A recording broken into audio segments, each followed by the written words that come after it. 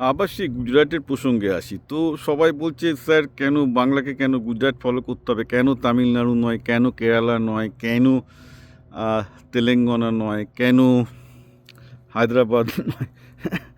তো আমার বক্তব্য হলো, আমি কিন্তু একবারও বলিনি যে বাংলাকে গুজরাটের মডেল ফলো করতে হয়। প্রতিটা রাজ্যকে সে তার নিজের মডেল তৈরি করবে।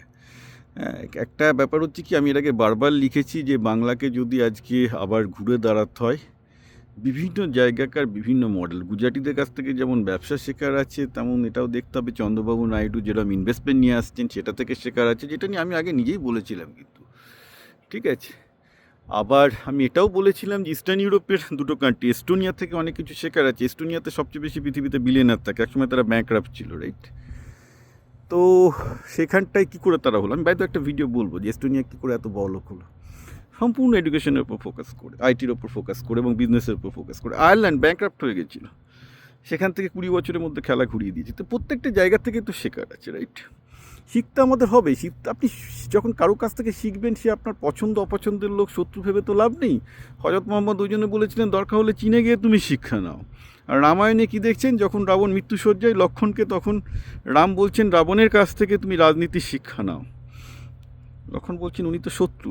বললো শত্রুর জ্ঞান তুমি যদি শত্রুর কাছ থেকে পাও, সেটাই জানবে সেরা জ্ঞান, কারণ শত্রু তোমাকে ভুল শেখাবে না।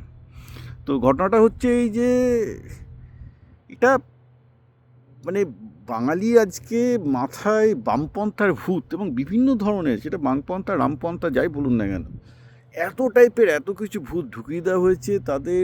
এইসব বাচ্চা এবং যেসব ছেলেগুলো অনেক সময় দেখি, এইসব 18 বছর 20 বছর 25 বছর ছেলে, কিচ্ছু পড়াশোনা করেনি, প্রাইমারি স্কুলে যেটুকু ওইসব বই শিখেছে সেসব নিয়ে আমার সাথে তর্ক করতে আসে।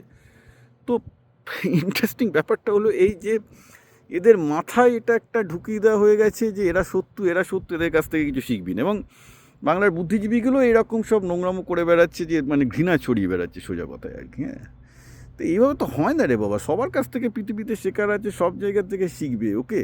এবং মানুষের মনটা যদি মুক্ত নয়, একমাত্র উদার এবং মুক্তমনেই মানুষ শিখতে পারে। তোমার মন যদি বামপন্থী, ডানপন্থী, দক্ষিণপন্থী, মুসলামপন্থী, হিন্দুপন্থী হয়, কেউ শিখবে না ভাই, শেখা সম্ভব নয়। শিখতে গেলে তোমাকে মনটাকে ওপেন করে উদার করে শিখতে হবে, তাছাড়া শেখা যায় না।